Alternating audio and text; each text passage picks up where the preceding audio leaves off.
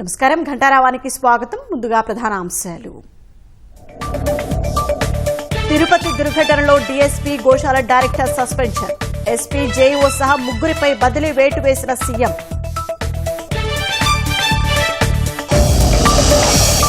తొక్కిసలాట ప్రాంతాన్ని పరిశీలించిన చంద్రబాబు పవన్. ఆసుపత్రుల్లో చికిత్స పొందుతున్న వారికి వేర్వేరుగా పరామర్శలు.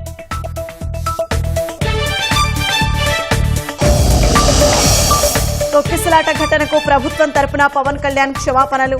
టీటీడీ ఈవో ఏఈఓ బాధ్యత తీసుకోవాలని వ్యాఖ్య.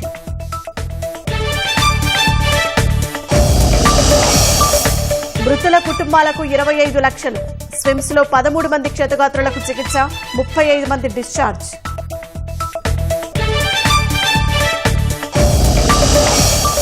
అసభ్య పోస్టుల కేసులో వర్ర రవీందర్ రెడ్డికి ముగిసిన కస్టడీ.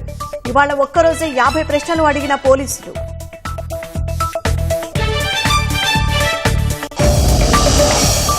ఫార్ములా ఈ రేస్ కేసులో విచారణకు హాజరైన కేటీఆర్. 6.5 గంటలు ప్రశ్నించిన తెలంగాణ ఏసీబీ అధికారులు.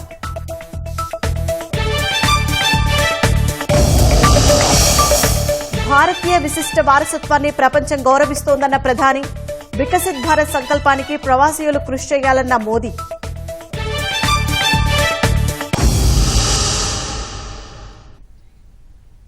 తిరుపతి తొక్కిసలాట ఘటనలో 2 అధికారులపై సస్పెన్షన్, మరో 3 బదిలీ వేటు పడింది.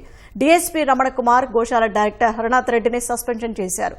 SP Subbarayudu, JEO Gautami, TTD ముఖ్య భద్రతా అధికారి శ్రీధర్పై బదిలీ వేటు పడింది.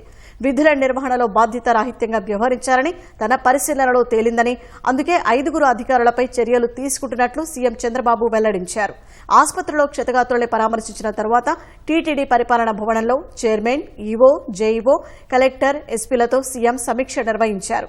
అనంతరం మీడియాతో మాట్లాడిన చంద్రబాబు జరిగిన ఘటన చాలా దురదృష్టకరమన్నారు. తిరుపతిలో వైకుంఠ ద్వారదర్శన టికెట్లు ఇచ్చే పద్ధతి గతంలో లేదన్న సీఎం గత ప్రభుత్వ హయాంలో ప్రవేశపెట్టారన్నారు. టికెట్ల పంపిణీలో టీటీడీ యంత్రాంగం, తిరుపతి పోలీసుల మధ్య సమన్వయం లోపించిందన్నారు. ఘటనపై న్యాయ విచారణకు ఆదేశించామన్న ముఖ్యమంత్రి. నివేదిక ఆధారంగా తదుపరి చర్యలు ఉంటాయన్నారు. ప్రమాదంలో చనిపోయిన వారి కుటుంబాలకు ఇప్పటికే 25 లక్షల పరిహారం ప్రకటించామన్న చంద్రబాబు. కుటుంబ సభ్యులకు కాంట్రాక్టు పద్ధతిలో టీటీడీలో ఉద్యోగాలు కల్పిస్తామన్నారు. తీవ్ర గాయాలైన 2కి 5 లక్షల రూపాయలు అందిస్తామన్న చంద్రబాబు. ఆరోగ్యం మెరుగుపడే వరకు బాధ్యత తీసుకుంటామని చెప్పారు. అలాగే స్వల్ప గాయాలైన 33 మందికి 2 లక్షలు ఇస్తామన్న సీఎం. వారికి టీటీడీ తరపున ప్రత్యేకంగా వైకుంఠ ద్వారదర్శనం కల్పిస్తామని చెప్పారు. ఇలాంటి సంఘటన జరిగినప్పుడు అడ్మినిస్ట్రేషన్ కూడా చాలా అప్రమత్తంగా ఉండాలి. ఇంకా మానిటరింగ్ మెకానిజమ్స్ కూడా పర్ఫెక్ట్ గా ఉండాలి. నాకు అందులో కొన్ని లూప్ హోల్స్ కానీ లీకేజెస్ కానీ కనపడొస్తున్నాయి. అందుకే అక్కడ ఉండే ఆఫీసర్ ఎవరైతే ఉన్నారో డీఎస్పీ రమణ కుమార్ అయితే బాధ్యత లేకుండా పనిచేశారు. అదే మరిగా హరనాథ్ రెడ్డి, డైరెక్టర్ గోశాల, ఒకరు పోలీస్, ఒకరు అడ్మినిస్ట్రేషన్ పెడితే ఇద్దరు అది జరగకుండా కాపాడవలసిన బాధ్యత వీళ్ళపైన ఉంది. జవాబుదారీతనంతో ఉండాలి, పనిచేయాలి. ఇద్దరు పనిచేయలేదు. 2ని సస్పెండ్ చేస్తున్నాం. ఎవరైతే ఆఫీసర్స్ గా ఉండి ఎస్పీ సుబ్బరాయుడు గారు కానీ, ఏఈఓ గౌతమి కానీ, సివిఎస్ఓ శ్రీధర్, 3 తక్షణమే ట్రాన్స్ఫర్ చేస్తున్నాం. మనమంతా బాధ్యతతో ప్రవర్తించవలసిన వ్యక్తులు. మన వల్ల ఇలాంటివి జరిగినప్పుడు వీళ్ళు కూడా బాధ్యత తీసుకోవాల్సిన అవసరం ఉంది. అది కూడా వాళ్ళకి ఇచ్చేస్తాం. ఇది అయిన తర్వాత ఒక జ్యుడిషియల్ ఎంక్వైరీ కూడా ఇస్తున్నాం. వాస్తవాలన్నీ అధ్యయనం చేసి నాకు గవర్నమెంట్కి రిపోర్ట్ ఇస్తారు. ఇలాంటివి ఎక్కడా జరగడానికి వీలు లేదు. గవర్నమెంట్ చాలా స్పష్టంగా ఉన్నాం. జరిగిన దానికి చాలా బాధపడుతున్నాం. ఇది కాకుండా ఇటు చైర్మన్ కానీ, ఇంకొక పక్క ఎగ్జిక్యూటివ్ ఆఫీసర్ కానీ, మేనేజ్మెంట్ అండ్ ఆల్సో ఎగ్జిక్యూటివ్స్ ఇంకా సమన్వయంతో పనిచేయాల్సిన అవసరం ఉంది. ఎక్కడ కూడా బోర్డు మెంబర్స్ కూడా ఇక్కడ ఉన్నారు. మీ అందరి మీద ఎక్స్పెక్టేషన్స్ ఉన్నాయి. నేను చాలాసార్లు చెప్తున్నాను, మీ యొక్క వ్యక్తిగతమైనటువంటి ఆలోచన విధానాలు దేవునికి అప్రతిష్ట తెచ్చే పరిస్థితి వస్తే అందరం కరెక్ట్ చేసుకోవాల్సిందే. Yes, it has to be done. అవసరమైతే ఆన్లైనే కాకుండా ఆధార్ కూడా పెట్టి ఏఐ కూడా ఉపయోగించుకొని సీమ్లెస్ ఇది పెట్టి ఏదైతే దేవుని దగ్గరికి వచ్చినప్పుడు వాళ్ళ మనోభావాల ప్రకారం మనం పనిచేస్తున్నాం లేదా క్రాస్ చెక్ చేసుకోవడానికి కూడా వర్కౌట్ చేస్తాం. అవసరమైతే ఎక్కువ మందిని దర్శనం చేయించడమే కాకుండా ఎక్కడ కూడా ఎవరు కూడా ఒత్తిడి చేయడం తోయడం కాకుండా దేవుని దగ్గర పోయినప్పుడు దేవుని మీద దృష్టి పెట్టడానికి ఏమేం చేయాలని అవన్నీ వర్కౌట్ చేస్తాం. నేనేమంటున్నానంటే అది ఇంకా కూడా better coordination civil administration in Tirupati, TTD administration Tirupati and Tirumala has to have more coordination. దానికి కూడా ఒక మెకానిజం ఎస్టాబ్లిష్ చేస్తాం. టీటీడీ బోర్డ్ అండ్ ఎగ్జిక్యూటివ్స్ ఎట్లయితే పనిచేస్తారో తిరుపతితో కూడా చేయాల్సిన అవసరం ఉంది. అప్పుడే బెటర్ కోఆర్డినేషన్ వస్తుంది, బెటర్ రిజల్ట్స్ వస్తాయి. Will do it. తొక్కిసలాట ఘటనపై ఉప ముఖ్యమంత్రి పవన్ కళ్యాణ్ ప్రజలకు క్షమాపణ చెప్పారు. జరిగిన దుర్ఘటనకు బాధ్యత తీసుకుంటున్నామన్నారు. తొక్కిసలాట ఘటనకు టీటీడీ ఏఈఓ బాధ్యత తీసుకోవాలని స్పష్టం చేశారు. పోలీసులకు ఇంకా క్రౌడ్ మేనేజ్మెంట్ రావట్లేదని ఆగ్రహం వ్యక్తం చేశారు. అధికారుల తప్పులకు తాము తిట్లు తింటున్నామని చెప్పారు. చాలా దురదృష్టకరం, చాలా బాధాకరమైంది, చాలా ఆవేదన కలిగించింది. ఒకటే చెప్పాను, రాష్ట్ర ప్రభుత్వం తరపు నుంచి మనస్ఫూర్తిగా తప్పు జరిగింది, బాధ్యత తీసుకుంటున్నా. క్షమాపణలు రాష్ట్ర ప్రజలందరికీ, వెంకటేశ్వర భక్తులందరికీ, ఏడుకొండల వారి భక్తులందరికీ, హైందవ ధర్మాన్ని నమ్మిన ప్రతి ఒక్కరికి, క్షతగాత్రులైన వారికి, ప్రతి ఒక్కరికి ప్రాణాలు కోల్పోయిన వారికి, వారి కుటుంబాలకి, స్నేహితులకి, బంధువులకి తప్పు జరిగింది. మనస్ఫూర్తిగా రాష్ట్ర ప్రభుత్వం క్షమాపణలు అడుగుతుంది.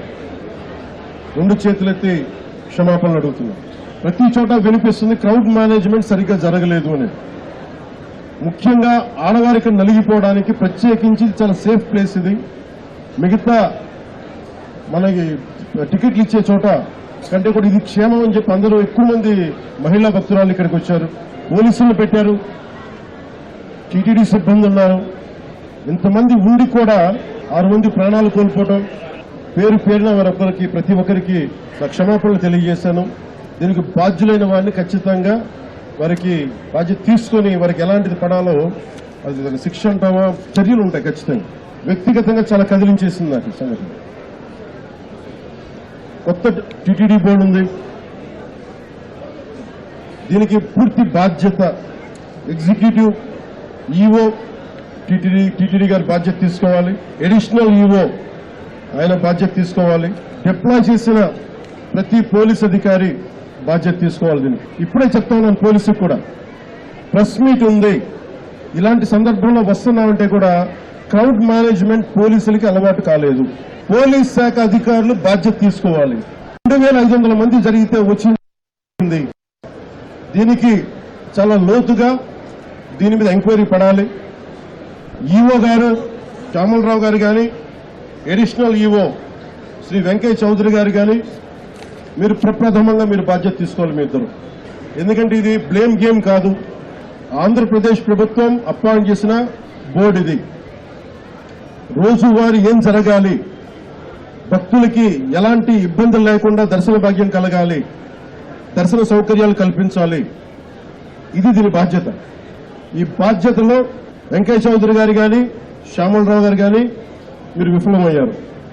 మీరు సరిగ్గా చేయనందువల్ల మేము తిట్లు తింటున్నాం. ఈరోజు పోయిన ప్రాణాలను తీసుకురాలేం, జరిగిన గాయాల్ని మాన్పలేం. ఆ ట్రామా, శారీరక గాయాలు మాన్తాయేమో కానీ మానసికంగా జరిగింది నాకు తెలుసు. మీరే చూశారు ఇప్పుడే. ఈ రోజున ఈ సంఘటనకి రాష్ట్ర ప్రభుత్వం తరపు నుంచి డిప్యూటీ సీఎం హోదాలో మేము ఈ బాధ్యతని తప్పించుకోవట్లేదు. మేము తప్పు జరిగింది, పూర్తి బాధ్యత వహిస్తున్నాం. అంతకుముందు తిరుపతిలో జరిగిన తొక్కిసలాట ఘటనపై సీఎం చంద్రబాబు అధికారులపై తీవ్ర ఆగ్రహం వ్యక్తం చేశారు. రద్దీ పెరుగుతుంటే ఏం చేస్తున్నారని ప్రశ్నించారు. ఎందుకు నియంత్రించలేకపోయారని మండిపడ్డారు. తమాషాలు చేయవద్దని అధికారులను హెచ్చరించిన ముఖ్యమంత్రి మరోసారి ఇలాంటివి జరగకుండా పటిష్ట చర్యలు చేపట్టాలని స్పష్టం చేశారు. తర్వాత ఆసుపత్రుల బాధితుల్ని పరామర్శించిన సీఎం అధైర్యపడొద్దని, ప్రభుత్వం అండగా ఉంటుందని భరోసా ఇచ్చారు. తిరుపతిలో శ్రీవారి వైకుంఠ ద్వారా సర్వదర్శన టోకెన్ల జారీ కేంద్రంలో తొక్కిసలాట జరిగి 6 చనిపోయిన ఘటనలో భద్రతా ఏర్పాట్ల తీరుపై ముఖ్యమంత్రి చంద్రబాబు ఆగ్రహం వ్యక్తం చేశారు. టీటీడీ ఈవో, కలెక్టర్, పోలీసు అధికారులపై మండిపడ్డారు. తిరుపతిలో తొక్కిసలాట జరిగిన ప్రమాద స్థలాన్ని చంద్రబాబు పరిశీలించారు. మంత్రులు ఆనం రామనారాయణ రెడ్డి, వంగలపూడి అనిత, నిమ్మల రామానాయుడు, సత్యకుమార్లతో కలిసి తొక్కిసలాట పరిసర ప్రాంతాలను ఆయన పరిశీలించారు. ఘటన ఏ విధంగా జరిగిందని ఆరా తీశారు. ఘటనకు గల కారణాలను టీటీడీ అధికారులు, జిల్లా అధికారులను అడిగి తెలుసుకున్నారు. భద్రతా ఏర్పాట్లలో అధికారుల తీరుపై చంద్రబాబు ఆగ్రహం వ్యక్తం చేశారు. భక్తుల రద్దీ పెరుగుతుంటే టీటీడీ అధికారులు ఏం చేస్తున్నారని మండిపడ్డారు. టీటీడీ జేఈఓ గౌతమిపైన సీఎం ఆగ్రహం వ్యక్తం చేశారు. జేఈఓగా మీరు చేయాల్సిన బాధ్యత గుర్తులేదా అని ప్రశ్నించారు. భక్తుల రద్దీ పెరుగుతున్నప్పుడు టికెట్లు ఇవ్వాలని తెలియదా అని నిలదీశారు. వాట్సాప్ ద్వారా సిబ్బందికి ఆదేశాలు ఇవ్వలేరా అని ప్రశ్నించారు. భక్తుల నుంచి ఫిర్యాదులు వచ్చాక ఏం చర్యలు తీసుకున్నారని అడిగారు. తొక్కిసలాట జరిగాక ఏ విధమైన సహాయక చర్యలు చేపట్టారని జేఈఓను ఆరా తీశారు. భవిష్యత్తులో ఇలాంటివి జరగకుండా జాగ్రత్తలు తీసుకోవాలని హెచ్చరించారు.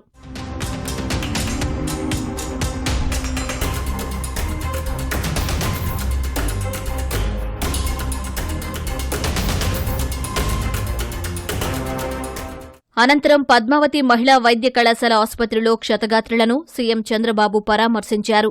చికిత్స పొందుతున్న వారి ఆరోగ్య పరిస్థితిని వైద్యుల్ని అడిగి తెలుసుకున్నారు. మరింత మెరుగైన వైద్యం అందించాలని అధికారులకు సూచించారు. ఒక్కో బాధితుడితో మాట్లాడి తొక్కిసలాటకు కారణాలను అడిగి తెలుసుకున్నారు. ధైర్యంగా ఉండాలని, అన్ని విధాలా అండగా ఉంటామని భరోసా ఇచ్చారు. తిరుపతి తొక్కిసలాట ఘటనలో మృతి చెందిన కుటుంబాలకు ప్రభుత్వం బాసటగా నిలిచింది. మృతుల కుటుంబాలకు 25 లక్షల రూపాయల పరిహారం ప్రకటించింది. గాయపడ్డ వారికి మెరుగైన వైద్యం అందిస్తామని తెలిపింది. మరోవైపు ప్రమాద ఘటనపై పోలీసులు 2 కేసులు నమోదు చేశారు.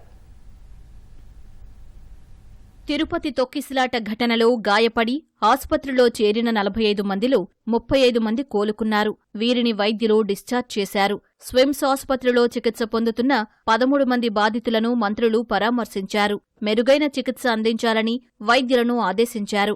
అనంతరం రుయా ఆసుపత్రి వద్ద మృతుల కుటుంబ సభ్యులను మంత్రులు అనిత, నిమ్మల రామానాయుడు, ఆనం రామనారాయణ రెడ్డి, పార్థసారథి, అనగాని సత్యప్రసాద్ పరామర్శించారు. తొక్కిసలాట ఘటన దురదృష్టకరమన్న మంత్రులు ప్రమాద ఘటనపై దర్యాప్తు జరుపుతున్నట్లు తెలిపారు. మృతుల కుటుంబాలను అన్ని రకాలుగా ఆదుకుంటామని తెలిపారు. కుట్ర కోణంలోనూ విచారణ జరుపుతున్నట్లు హోంమంత్రి అనిత వెల్లడించారు. సీసీ కెమెరా ఫుటేజీ పరిశీలించి ఎక్కడ వైఫల్యం జరిగిందో తేలుస్తామన్నారు. గాయపడిన వారిని టీటీడీ పాలకమండలి సభ్యులు సైతం పరామర్శించారు. బాధ్యులపై క్రమశిక్షణా చర్యలు తప్పవని బోర్డు సభ్యుడు భానుప్రకాష్ రెడ్డి తెలిపారు. గాయాల పాలైనటువంటి వ్యక్తులకి మంచి మెరుగైన చికిత్స ఇవ్వాలన్నదే ప్రభుత్వం యొక్క లక్ష్యం. ముఖ్యమంత్రి గారి ఆదేశాలు కూడా అలాగే ఉన్నాయి.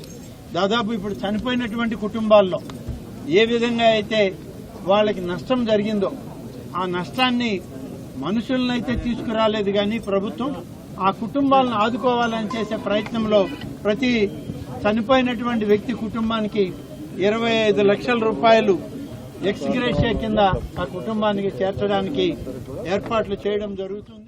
సమన్వయ లోపమా లేకపోతే ఏదైనా పోలీస్ వైఫల్యమా లేకపోతే అడ్మినిస్ట్రేషన్ వైఫల్యమా ఏది అన్నది చాలా క్లియర్ గా సీసీ కెమెరాస్ ప్రతి చోట ఉన్నాయి. మీకు తెలుసు, ప్రతి చోట ఉన్న సీసీ కెమెరాలో ఏం జరిగిందన్నది కూడా మేము అధ్యయనం చేసుకుంటాం.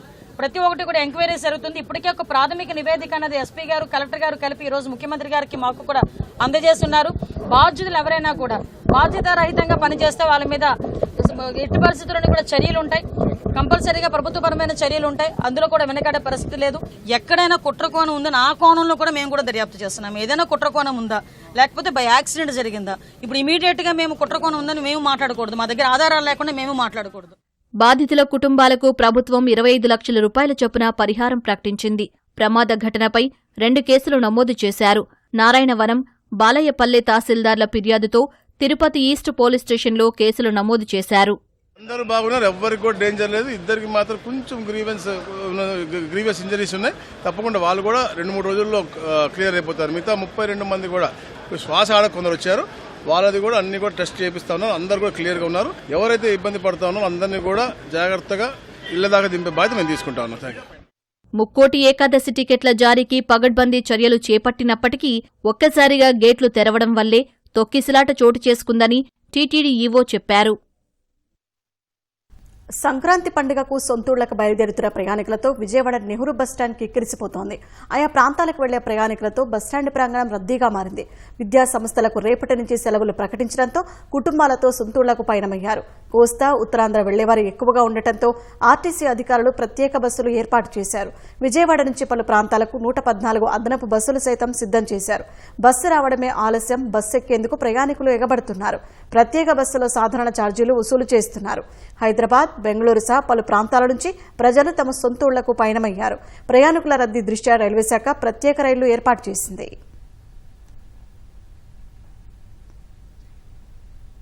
రాష్ట్రంలో ప్రభుత్వ, ప్రైవేటు బస్సులు ఒకే తరహా ఛార్జీలతో నడిచే విధానం త్వరలోనే తెస్తామని రవాణా శాఖ మంత్రి మండిపల్లి రాంప్రసాద్ రెడ్డి చెప్పారు.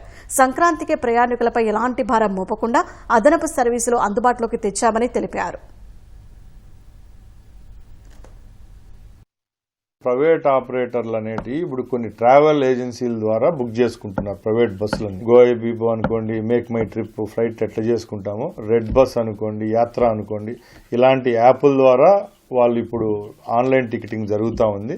గత 2 నెలల ముందు మేము విజయవాడలో ఒక మీటింగ్ పెట్టుకున్నప్పుడు వాళ్ళని ఈ క్వశ్చన్ మేము అడగడం జరిగింది. వాళ్ళు కూడా సానుకూలంగా మేము ఒక ఫ్లాట్ రేట్ అనేది ఒకటి పెడితే ఆ రేట్ పరంగానే గవర్నమెంట్కు అలాగే ప్రైవేట్ ట్రావెలర్స్కు ఎక్కువ తేడా లేకుండా ఏ సెగ్మెంట్ బస్సులు అయితే ఉంటాయో, అక్కడ ఎక్స్ప్రెస్ అయితే మనది ఎక్స్ప్రెస్, అక్కడ స్లీపర్ అయితే మనది స్లీపర్, ఏ విధంగా ఆపరేట్ చేయాలో అది మాతో చర్చల్లో వాళ్ళ ద్వారా నుంచి వచ్చింది. కాబట్టి అతి త్వరలోనే పండుగ దినాలే కాకుండా 365 రోజుల్లో ఒక స్లాబ్ సిస్టమ్ తయారు చేసుకొని ప్రభుత్వము అలాగే ప్రైవేటు బస్సులు ఏవైతే ఉన్నాయో అందరూ కలిసికట్టుగా ఒకే ఫేర్ మీద నడిచేదానికి కూడా వాళ్ళు కూడా ఆమోదం తీసుకోవడం జరిగింది. అతి త్వరలోనే ఆ కార్యక్రమాన్ని కూడా రాష్ట్రంలో ప్రవేశపెట్టేదానికి చర్యలు తీసుకుంటున్నారు.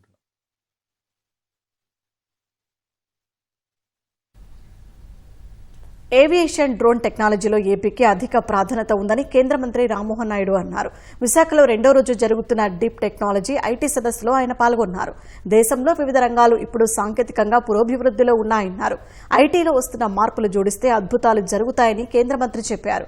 ఎన్నో స్టార్టప్ కంపెనీలు మంచి ఫలితాలను సాధిస్తున్నాయని, ఆవిష్కరణలోనూ ముందంజలో ఉండటం యువత పట్టుదలకు నిరసనమన్నారు. ఐటీతో పాటు డీప్ టెక్నాలజీ, ఏఐను తెచ్చేందుకు సీఎం కృషి చేస్తున్నారన్నారు. మహానది లాంటి తెలుగు రాను రాను పిల్ల కాలువగా మారుతోందనే ఆందోళన అందరిలోనూ నెలకొందని భాజపా రాష్ట్ర అధ్యక్షులు పురంధేశ్వరి అన్నారు. తూర్పు గోదావరి జిల్లా రాజానగరంలోని గోదావరి గ్లోబల్ విశ్వవిద్యాలయం ఆధ్వర్యంలో జరుగుతున్న 2వ ప్రపంచ తెలుగు మహాసభల్లో ఆమె పాల్గొన్నారు. తెలుగును పరిరక్షించుకోకపోతే మన ఉనికికే ప్రమాదమన్నారు.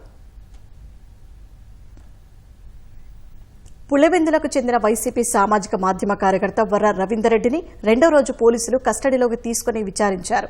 ముఖ్యమంత్రి చంద్రబాబు, డిప్యూటీ సీఎం పవన్ కళ్యాణ్, మంత్రి లోకేష్ పై అసభ్యకర పోస్టులు పెట్టిన కేసులో వర్రాను ప్రశ్నించారు. కడప జైలు నుంచి కస్టడీలోకి తీసుకున్న పోలీసులు రిమ్స్లో వైద్య పరీక్షలు నిర్వహించి జిల్లా ఎస్పీ కార్యాలయానికి తరలించారు. పులివెందుల డీఎస్పీ మురళీనాయక్, ఆయన సాంకేతిక బృందం ప్రశ్నించింది.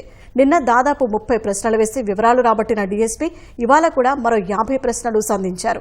అధికార పార్టీ నేతలు షర్మిల, విజయమ్మపై పెట్టిన పోస్టులపై ప్రశ్నించారు. 2 రోజుల పాటు న్యాయవాది సమక్షంలోనే వర్రాను విచారించారు.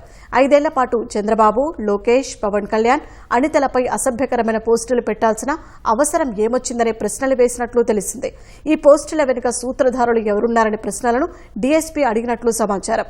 సునీత, షర్మిల, విజయమ్మలపై అసభ్యకరమైన పోస్టులు పెట్టడం వెనుక ఉద్దేశం ఏంటని ప్రశ్నిస్తే అవినాష్ రెడ్డి పిఏ రాఘవరెడ్డి సూచనల మేరకే తాను పోస్టులు పెట్టారని వర్రా సమాధానమిచ్చినట్లు తెలిసింది. వీటిలో అవినాష్ రెడ్డి పాత్ర ఉందా అని ప్రశ్నిస్తే సమాధానం చెప్పకుండా దాటవేత ధోరణి ప్రదర్శించినట్లు సమాచారం. సాయంత్రం 5 గంటల వరకు వర్రాను ప్రశ్నించిన పోలీసులు అనంతరం కడప జైలుకు తరలించారు.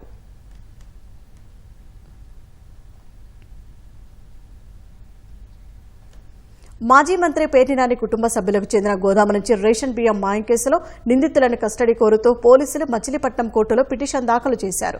కోర్టు అనుమతితో ఇప్పటికే A2, A4, A5లను పోలీసులు ఒకరోజు ప్రశ్నించారు. A2 Manas Tej, A4 Mangarao, A5 ఆంజనేయులను మరో 5 రోజులు కస్టడీకి ఇవ్వాలని కోరుతూ పిటిషన్ వేశారు. ముగ్గురిని ప్రశ్నించడానికి మరో 5 రోజులు కావాలని కోరగా శుక్రవారం, శనివారం 2 రోజుల పాటు పోలీస్ కస్టడీకి అనుమతిస్తూ కోర్టు ఉత్తర్వులు ఇచ్చింది.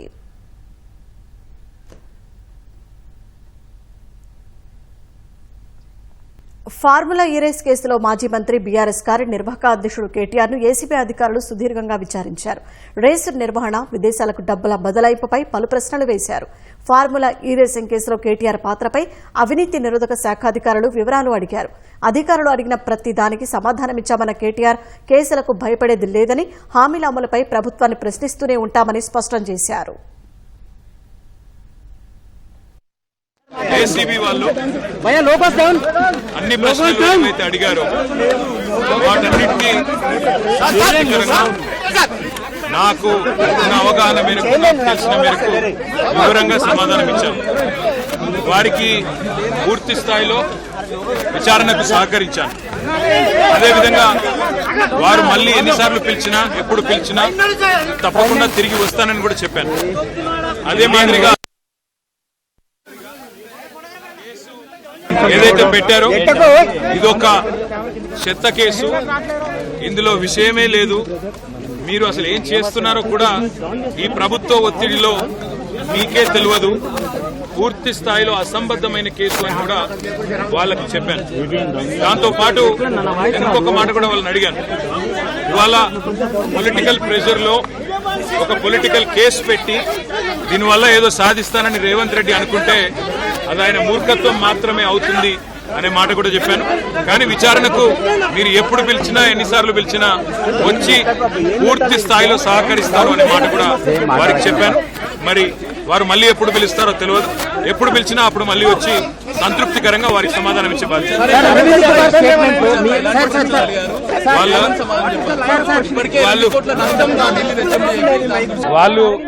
వాళ్ళు పాపం రేవంత్ రెడ్డి రాసిన 4-5 ప్రశ్నలు పట్టుకొని ఆ 4-5 ప్రశ్నలనే 40 రకాలుగా అడిగారు. కొత్తది అడిగింది ఏమీ లేదు, కొత్తది ఒకటి కూడా లేదు. ఇందులో నేను అడిగింది ఒకటే, వాళ్ళు పైసలు ఇక్కడికి వెళ్ళి పంపించినామని చెప్తున్నా, అక్కడ పైసలు ఉన్నాయని వాళ్ళు చెప్తుండ్రు. కరప్షన్ ఎక్కడుంది అని అడిగినా సమాధానం లేదు. ప్రాబ్లం ఏంటి? ప్రాబ్లం ఏడుంది? మీడియా పాయింట్ ఏడుంది? ఎక్కడుంది? ఇక్కడ మాట్లాడితే ఏం వచ్చింది? ఏం ఇబ్బంది? ఏం ట్రాఫిక్ అలో చేయాలి? ఇక్కడ అన్ని బ్యారికేడ్స్ పెట్టి భయం ఎందుకు? మాట్లాడితే మీడియాతో మరి భయం కాకపోతే ఏంటంటే మీ డ్యూటీ మీరు చేస్తున్నారు. సరే, వాళ్ళ డ్యూటీ ఏదో వాళ్ళు చేస్తున్నారంట. మళ్ళీ మాట్లాడదాం. Thank you.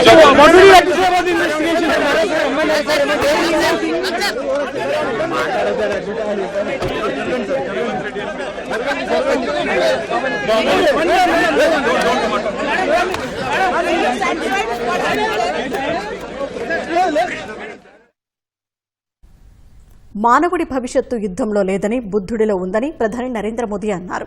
విశిష్టమైన భారతీయ వారసత్వాన్ని ప్రపంచం గౌరవిస్తోందన్న మోదీ దేశం అభిప్రాయాలను ప్రస్తుతం ప్రపంచం ఆలకిస్తోందని ఒడిశాలో జరిగిన ప్రవాసీ భారతీయ దివస్లో పేర్కొన్నారు. పర్యాటకుల కోసం ప్రత్యేక ప్రవాసీ భారతీయ రైలును మోదీ జెండా ఊపి ప్రారంభించారు. ఈ సందర్భంగా ప్రసంగించిన ప్రధాని ఒడిశాలో అడుగడుగునా వారసత్వం కనిపిస్తోందని పేర్కొన్నారు. మహాకుంభ్, సంక్రాంతి, లోహేర్, మాఘ్ బిహు వంటి పండుగల సీజన్లో ప్రవాస భారతీయ వేడుకలు జరగడం విశేషమని మోదీ పేర్కొన్నారు. భారత్ ప్రజాస్వామ్యానికి కేవలం తల్లి మాత్రమే కాదని, యావత్ భారతీయుల జీవితాల్లో భాగమని తెలిపారు.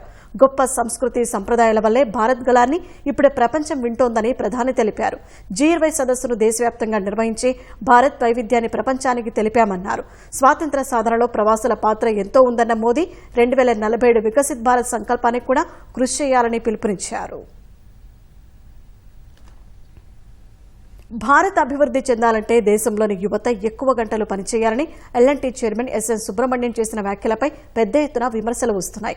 ఉద్యోగుల వారానికి 90 గంటలు పనిచేయాలని, ఆదివారాలు కూడా ఆఫీసులకు వచ్చి పనిచేయాలని ఆయన సూచించారు. ఆదివారం ఇంట్లో కూర్చొని ఏం చేస్తారని, ఎంతసేపు మీ భార్యలను చూస్తూ ఉంటారని అన్నారు. ఇంట్లో తక్కువ సమయం, ఆఫీసులో ఎక్కువ సమయం ఉంటామని తమ భార్యలకు చెప్పాలని ఆయన వ్యాఖ్యానించారు. ఆదివారాలు ఉద్యోగులతో పనిచేయించలేకపోతున్నందుకు తాను చింతిస్తున్నట్టు చెప్పారు. ఎందుకంటే తాను కూడా ఆదివారం పనిచేస్తున్నట్లు చెప్పారు. ఈ వ్యాఖ్యలపై భిన్నాభిప్రాయాలు వ్యక్తమవుతున్నాయి. భార్య ప్రస్తావన తీసుకువస్తూ ఆయన మాట్లాడిన మాటలను కొందరు తీవ్రంగా విమర్శిస్తున్నారు. గతంలో వారానికి 70 గంటల చొప్పున పనిచేయాలంటూ ఇన్ఫోసిస్ సహ వ్యవస్థాపకుడు నారాయణమూర్తి చేసిన వ్యాఖ్యలతో చాలా మంది విభేదించారు. కోటా ప్రయోజనాలు పొంది జీవితంలో ఉన్నత స్థానాలకు చేరిన వారికి రిజర్వేషన్లు మినహాయించాలా వద్దా అనేది కార్యనిర్వాహక శాసన వ్యవస్థల చేతుల్లో ఉంటుందని సుప్రీంకోర్టు తెలిపింది.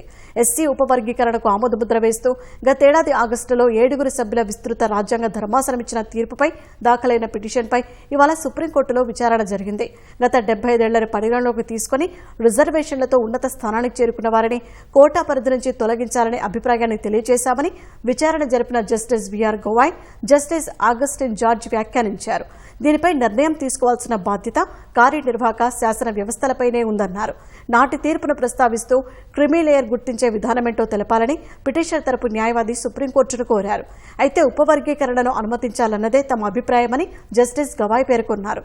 ఈ అంశంపై సంబంధిత అధికార యంత్రాంగాన్ని సంప్రదిస్తామన్న పిటిషన్ను వెనక్కు తీసుకునేందుకు అనుమతించాలని కోరగా ధర్మాసనం అందుకు అంగీకరించింది.